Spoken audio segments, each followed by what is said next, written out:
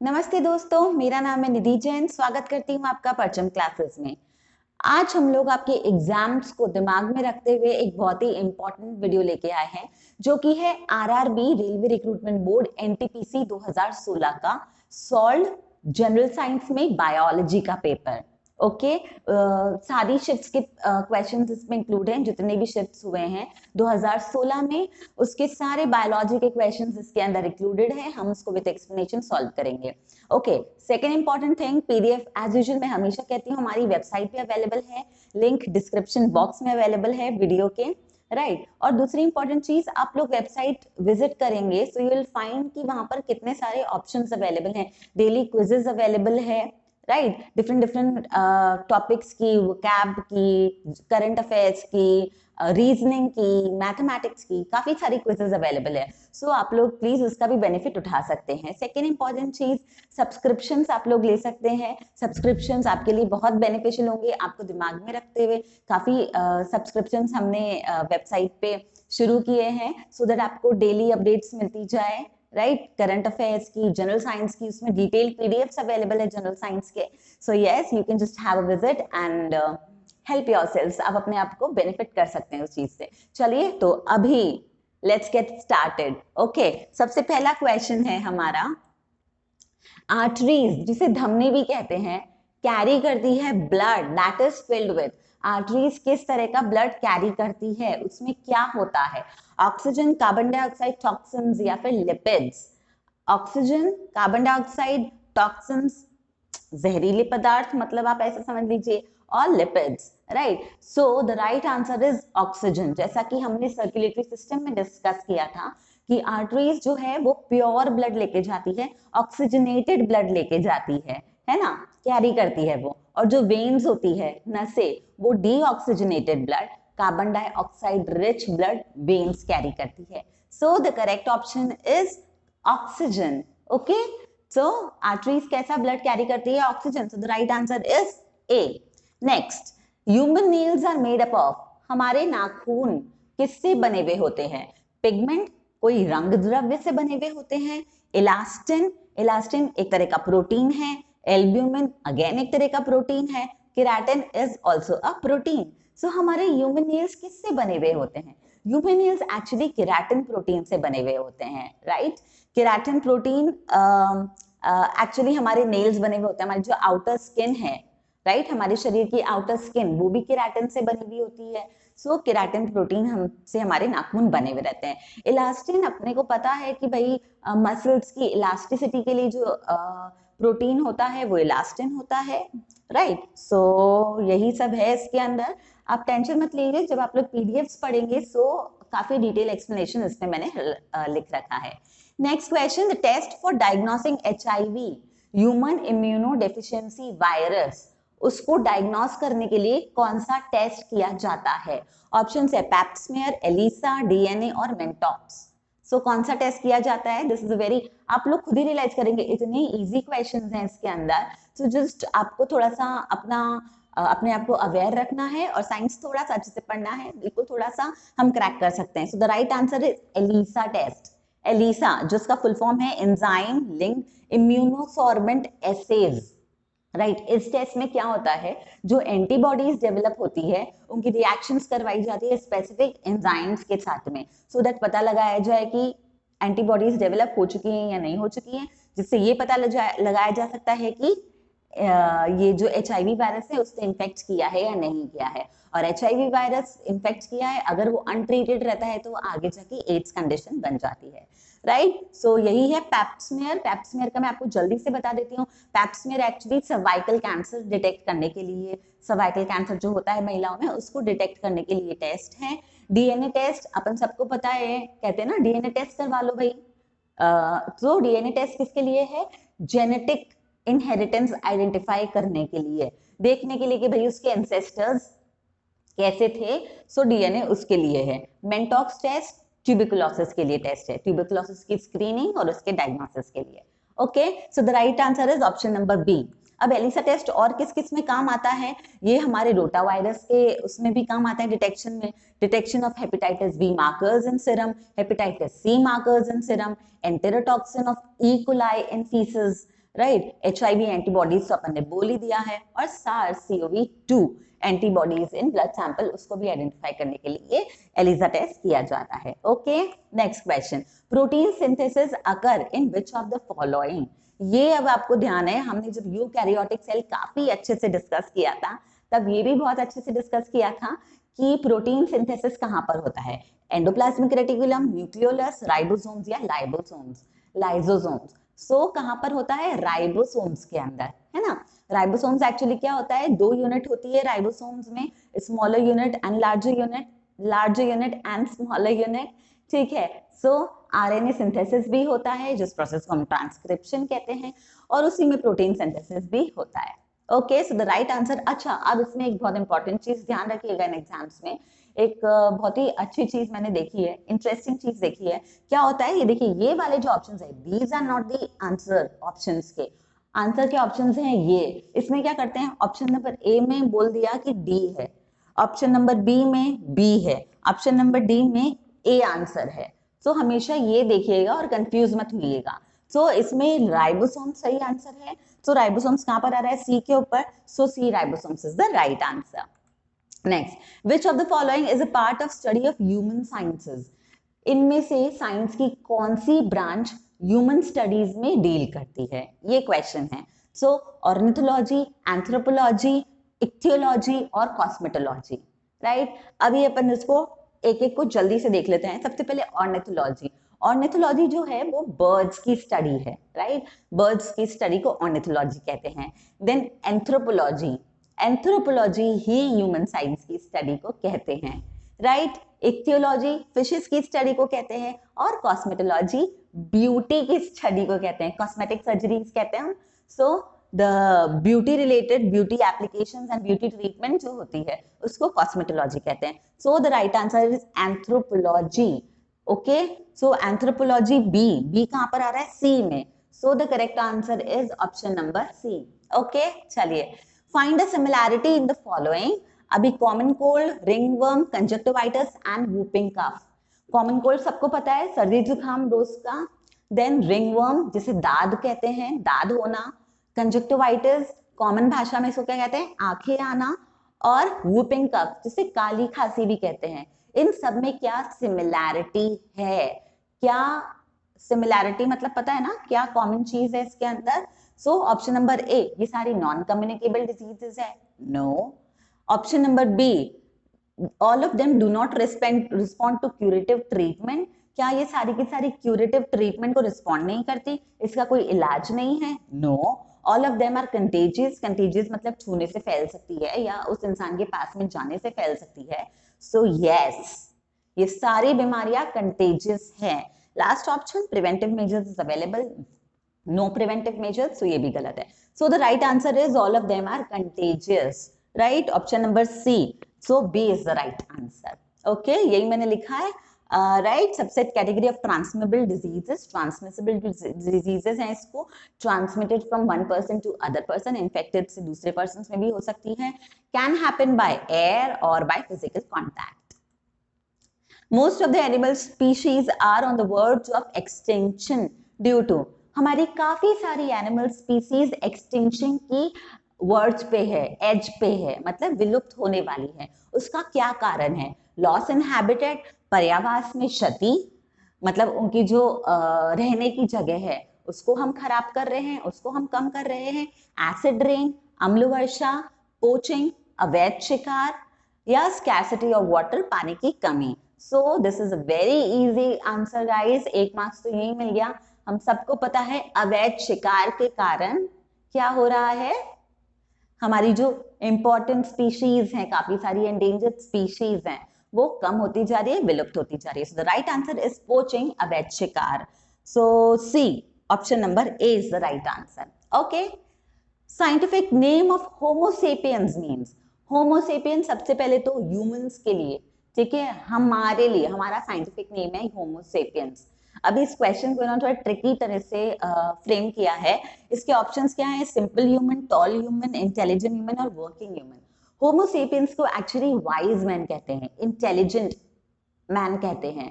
So the right answer is intelligent human. Homo sapiens, याद रखिएगा। So the correct answer is intelligent human. अभी 1758 में Karl Linus ने इसको टर्म को कॉइन किया था और तब से ही humans are one of the most intelligent being organism on this planet, और उन्होंने ही अर्थ को डोमिनेट कर रखा है, ये हम सबको पता है। Next, which of the following isn't source of water pollution? इनमें से कौन सा वाटर पोल्यूशन, जल प्रदूषण का सोर्स नहीं है? ओके, नहीं है बोला है, राइट। सो क्या ऑप्शंस उस पे? ओशन डंपिंग, समुद्र में हम डंप कर रहे हैं कचरा, फेंक रहे हैं कचरा, ऑफ कोर्स वाटर पोल्यूशन है।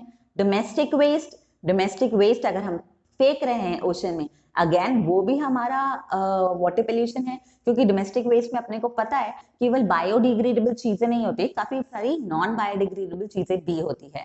फिशिंग इन द सी, मछलियां पकड़ना सी के अंदर, समुद्र के अंदर फिश करना, फिशिंग करना। सो यस, इससे कोई वाटर पोल्यूशन नहीं हो रहा है। And oil spill, oil spill क्या होता है? सपोज जैसे अपन ने देखा था अभी रिसेंटली भी ऑयल टैंकर्स आ रहे थे, पूरा का पूरा ऑयल टैंकर शिप ही उल्टा हो गया, राइट, सी के अंदर, तो सब में ऑयल की एक लेयर जम गई, राइट। सो ये भी वाटर पोल्यूशन होता है। So the right answer is option number C, fishing in the sea. आप दे सकते हैं सी कहां पर है, वो राइट आंसर है। Okay, what is called scientific analysis and study between organisms and the environment? इसमें से काफी सारे क्वेश्चंस आ रहे हैं ब्रांचेस ऑफ साइंस के। सो आई थिंक इस पे अपन एक वीडियो करेंगे और ट्राई करती हूँ ट्रिक्स के मेथड से अपन इसको याद कर पाए। सो सबसे पहले scientific study and analysis of study, मतलब इसमें क्या बोला है? डिफरेंट डिफरेंट ऑर्गेनिजम्स के बीच में स्टडी, और ऑर्गेनिजम्स और उसके एनवायरमेंट के बीच में जो स्टडी होती है उसको अपन क्या बोलते हैं? ऑप्शंस, इकोलॉजी, माइक्रोबायोलॉजी, एंटोमोलॉजी और ऑर्निथोलॉजी। ऑर्निथोलॉजी तो सबसे पहले रूल आउट कर दो, अपन ने अभी 2 मिनट पहले ही पढ़ा है कि वो स्टडी ऑफ बर्ड्स कहते हैं। एंटोमोलॉजी को आप लोग कैसे ध्यान रखो? एंट इंसेक्ट्स होता है, तो एंटोमोलॉजी स्टडी ऑफ इंसेक्ट्स हो गया। माइक्रोबायोलॉजी, माइक्रोबायोलॉजी क्या हुआ? Study of micro organisms, single celled हुआ, मल्टी सेल्ड हुआ, तो माइक्रो ऑर्गेनिजम्स की स्टडी। बचता क्या है? इकोलॉजी। सो केवल बचने वाली बात नहीं है इकोलॉजी, जैसा कि आप ई देखो, इकोसिस्टम एनवायरमेंट से रिलेटेड है, ये तो आप लोग गेस कर सकते हैं। सो बिटवीन द ऑर्गेनिजम्स और उसके एनवायरमेंट के बीच में जो स्टडी है उसको हम कहते हैं ecology. So the right answer is A, option number A कहाँ आ रहा है? बी में। So B is the right answer guys. Okay, यही लिखा है अपन ने यहाँ पर भी, right. Which of the following cell found in human body does not have mitochondria? Mitochondria जिसे power house of the cell कहते हैं, क्यों? क्योंकि ये एटीपी मॉलिक्यूल्स जनरेट करते हैं, एनर्जी जनरेट करते हैं, बॉडी के लिए एनर्जी का उत्पादन करते हैं हमारी बॉडी के लिए। सो किन सेल्स में माइटोकॉन्ड्रिया नहीं होते हैं, राइट?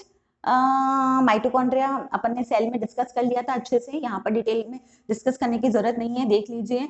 डबल मेम्ब्रेन स्ट्रक्चर होता है इसके अंदर, साइटोप्लाज्म में ही होती है, और power house of the cell बोलते हैं। तो अभी किस में नहीं होता है? रेड ब्लड सेल्स, लाल रक्त कोशिकाएं, लिवर सेल्स, मसल सेल्स, या फिर WBC व्हाइट ब्लड सेल्स में। Okay, so the right answer is RBCs, लाल रक्त कोशिकाएं, उसमें माइटोकॉन्ड्रिया नहीं होता। याद रखिए उसमें न्यूक्लियस भी नहीं होता है, राइट। सो अभी के लिए माइटोकॉन्ड्रिया किस में नहीं होता? RBCs में। रेड ब्लड सेल्स में ऑप्शन है आपका बी। ओके, लिवर सेल्स और मसल सेल्स में इतनी एनर्जी की जरूरत होती है, उसमें तो थाउजेंड्स ऑफ माइटोकॉन्ड्रिया मिल जाएंगे अपने को सेल्स में। ओके, चलिए समझ में आ गया ना? राइट आंसर ए है, so option number B. Which of the following is not a type of stem cell? इनमें से कौन सा स्टेम सेल का टाइप नहीं है? ओके, स्टेम सेल क्या होता है ना गाइस, बेसिकली एक ऐसा सेल जो कि डिफरेंशिएट नहीं हुआ है अभी तक। देखिए, अनडिफरेंशिएटेड सेल है ये, ठीक है, जो अभी तक डिफरेंशिएट नहीं हुआ है। डिफरेंशिएट मतलब उसने कोई तरह का अपना प्रकार नहीं, या कोई तरह का टाइप अपना डेजिग्नेट नहीं किया है। वो किसी भी तरह के सेल में बन सकता है, एक पूरा का पूरा ऑर्गेनिज्म भी बन सकता है, उसको हम कहते हैं स्टेम सेल। ठीक है, स्टेम सेल के काफी सारे क्लासिफिकेशंस होते हैं, वो अपन जब डिस्कस करेंगे ना ये सारा, तब अपन इसको डिस्कस करेंगे, राइट। अदरवाइज मैंने लिख रखा है totipotent, pluripotent, multipotent, oligopotent and unipotent. ये इसकी क्लासिफिकेशन है, लेकिन हम इसको डिटेल में क्लास में डिस्कस करेंगे। अभी के लिए ये इनमें से कौन से सेल्स स्टेम सेल्स नहीं होते हैं। वापस से मैं क्वेश्चन पे आऊं। ओके, अम्बिलिकल सेल जो गर्भनाल होती है, राइट, जो मदर और बच्चे को हमारा गर्भनाल पता है ना, बच्चे के इधर होती है अम्बिलिकल कॉर्ड, क्या वो हमारे स्टेम सेल्स नहीं होते हैं? यस, वो तो बिल्कुल होते हैं हमारे स्टेम सेल। काफी सारे आपको पता होगा कि बच्चे की नाल को प्रिजर्व भी करके जाते हैं लोग। आजकल कैसा कल्चर हो गया है ना, डिलीवरी हुई हम एजेंसी को बुलाते हैं, वो इसको प्रिजर्व करने लेके जाते हैं। वो स्टेम सेल की तरह काम ऑब्वियसली करता है, क्योंकि देन फीटल भ्रूण के सेल्स, एम्ब्रियो के सेल्स, ये दोनों ऑप्शंस तो ऑब्वियसली है, क्योंकि फीटस और एम्ब्रियो के जो सेल्स होते हैं उसी से हम पूरा ऑर्गेनिज्म बना रहे हैं। फैट सेल्स, वसा कोशिकाएं, कम ऑन, फैट सेल्स थोड़ी स्टेम सेल्स होते हैं, तो अपने को पता ही है। So the right answer is fat cell, option number D. Option number C इसलिए करेक्ट आंसर है। ओके, क्लियर है। चलिए, a human adult entire digestive tract from mouth to anus is about कितने मीटर? हमारा पूरा डाइजेस्टिव ट्रैक्ट जो कि माउथ से लेकर एनस तक है, वो उसकी लंबाई क्या है, कितने मीटर्स है? तो ये मैं आपको डायरेक्टली बता देती हूँ, 9 मीटर लंबाई है, 30 फीट, ठीक है, एनस से लेकर माउथ तक, माउथ से लेकर एनस तक। Okay, so the option is D is the right answer, right. अभी between small and large intestine which one is longer?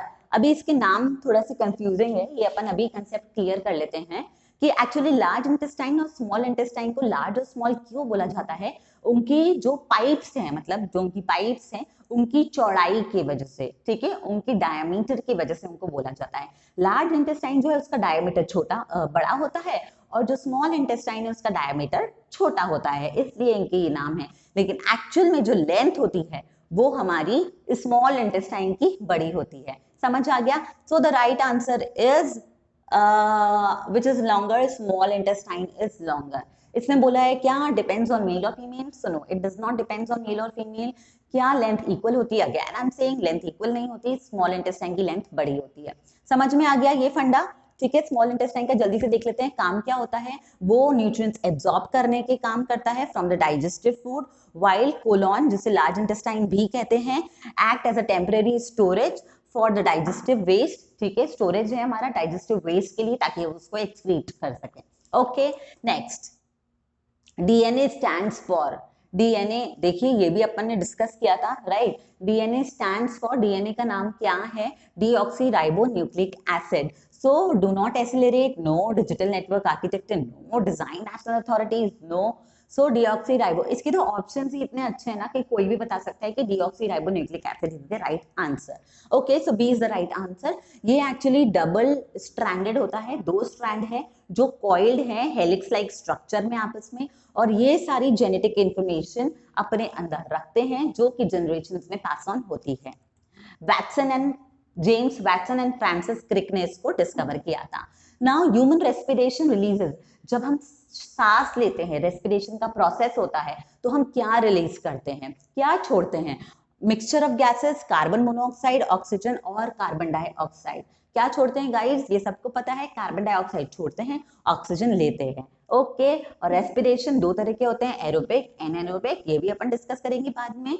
Plus अभी जो हमारा रेस्पिरेटरी सिस्टम है वो किससे बनता है?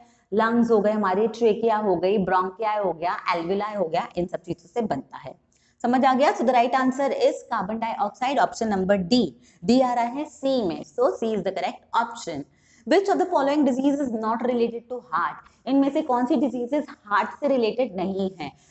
एन्यूरिज्म, धमनी विस्तार, नाम से ही बोल रहा है कि हार्ट से रिलेटेड है। कार्डियोमायोप्लाज्म, कार्डियो मतलब हार्ट, अगेन हार्ट से रिलेटेड है। Diphtheria, diphtheria is not related to heart, ये एक बैक्टीरियल इन्फेक्शन है, ठीक है, affecting the mucous membranes of your nose and throat. Okay, then myocardial rupture, myocardial rupture again बता रहा है हृदय घात, ये भी हार्ट से रिलेटेड है। So easy, very easy, diphtheria is the right answer, C is the correct option.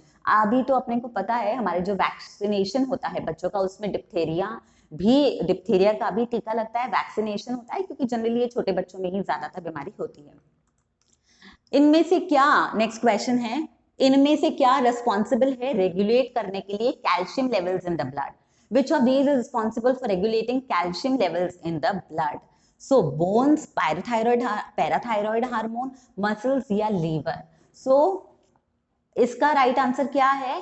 Parathyroid hormone, जो कि हमारे गले में जो थायराइड ग्लैंड है वहां पर मौजूद होता है पैराथायरॉयड हार्मोन। पैराथायरॉयड हार्मोन का बेसिकली कैसे फंक्शन करता है, अगर हमारे ब्लड में कैल्शियम के लेवल कम हो गए हैं तो वो ऑस्टियोक्लास्ट को स्टिमुलेट करता है और वो बोन्स को बोलते हैं कि भाई अब चलो ब्लड में अपन को कैल्शियम छोड़ना है। समझ आ गया? Very simple, parathyroid hormone, B is the right answer. So C is the correct option. Okay. Which among the following is not a micronutrient for plants? इनमें से कौन सा माइक्रोन्यूट्रिएंट नहीं है प्लांट्स के लिए? राइट, सो बोरॉन, कॉपर, आयरन और nitrogen. अभी इसको आप लोग ध्यान रखिए, 3 मैक्रोन्यूट्रिएंट्स होते हैं मेन, जो कि होता है सल्फर, कैल्शियम और मैग्नीशियम। बाकी जो हमारे सेकेंडरी न्यूट्रिएंट्स और माइक्रोन्यूट्रिएंट्स आते हैं वो कौन कौन से हैं? Boron, cobalt, copper, iron, magnesium, molybdenum और जिंक। सो इसमें से बोरॉन, कॉपर, आयरन क्या है? हमारे micronutrients. Nitrogen is not a micronutrient. समझ आ गया? ठीक है, ये हमारे माइक्रोन्यूट्रिएंट्स क्यों जरूरी हैं? जो हमारे प्लांट अच्छा सा ग्रोथ कर सके उसके लिए। So D is the right answer और A is the correct option. Okay, चलिए, which of the following is an example of single celled organism? इसमें से क्या है सिंगल सेल्ड ऑर्गेनिज्म का टाइप? प्रोटोजोआ, एंथ्रोपॉड्स, एकाइनोडर्म्स और एनेलिड्स। सो ये सारे फाइलम्स हैं, अपने को पता है, किंगडम्स हैं, एनिमल किंगडम क्लासिफिकेशन की फाइलम्स हैं। एंथ्रोपॉड्स, ये देखिए एंथ्रोपॉड्स क्या होता है बेसिकली, किस तरह के एनिमल्स या इंसेक्ट्स पाए जाते हैं उसमें? इंसेक्ट्स होते हैं जनरली, कॉकरोचेस, आपके क्रैब्स, प्रॉन्स, स्पाइडर्स, तो वो एंथ्रोपॉड्स होते हैं। राइट, एकाइनोडर्म्स क्या होता है? जैसे कि हमारा स्टारफिश हो गया, राइट, तो वो हमारा एकाइनोडर्म्स है। ठीक है, एनालिड्स, एनालिड्स किंगडम में क्या आ रहा है हमारा? क्लियर है ये चीज? एनालिड्स में आ रहा है अर्थवर्म। तो प्रोटोजोआ हमारा राइट आंसर है, सिंगल सेल्ड ऑर्गेनिज्म प्रोटोजोआ हुआ। यूजुअली कलर ब्लाइंडनेस जो होती है लोगों को, जिसमें लोग कलर्स डिफ्रेंशिएट नहीं कर पाते हैं उसके अंदर, ठीक है, एबिलिटी उनकी कम हो जाती है कलर्स को देखने के लिए, डिफ्रेंशिएट करने के लिए, वो क्या है? क्या वो एक जेनेटिक डिस्पोजिशन है, आनुवांशिक स्वभाव? राइट, क्या वो नॉन जेनेटिक कंडीशन है, जेनेटिक रिलेटेड कुछ भी नहीं है, जीन्स रिलेटेड चीज?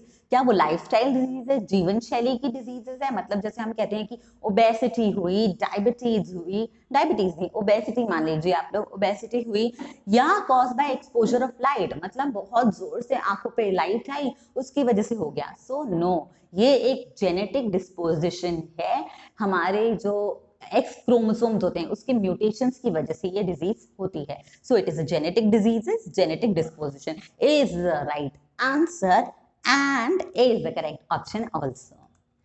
The percentage of nitrogen in the air is about, हमारी एयर में नाइट्रोजन की कितनी परसेंटेज है? सो अभी आप लोग देखिए, एयर में सबसे ज्यादा नाइट्रोजन की ही परसेंटेज है, 78% नाइट्रोजन है, देन 21% ऑक्सीजन है, then we have carbon dioxide, then we have argon gas and then we have other gases. So the right answer is 78%. So yes, C is the right answer. C is right answer. ठीक है, इसमें कुछ options नहीं है, C is right answer. Okay guys, last and the final question, hopefully find the similarity in the following: olive oil, coconut oil, code liver oil और सन liver oil. ये जो 4 तरह के ऑयल्स हैं इसमें क्या सिमिलैरिटी है? All of them are vegetable oil. क्या ये सारे वेजिटेबल ऑयल है? नो, वेजिटेबल ऑयल नहीं है। कॉड लिवर ऑयल तो फिश के लिवर से ऑब्टेन होता है। All of them are rich in vitamin A, again no, क्योंकि olive oil is rich in vitamin E. All of them are rich in vitamin D, again no. All of them are oils, yes, all of them are oil. So again very simple answer, इसका option है D is the correct answer, all of them are oils. Okay, so yes guys, आज के लिए इतना ही। आप लोग please मुझे comment section बताइएगा कि इस तरह की हम सीरीज अगर कंटिन्यू करते हैं तो आपको कैसा लग रहा है। इसके बाद मैं इसी पेपर से लेकर फिजिक्स और केमिस्ट्री के भी क्वेश्चंस जल्दी लेके आऊंगी। So yes, till we meet next, have a good day, stay safe, study hard guys, and all the best जिनके एग्जाम्स हैं। बाय।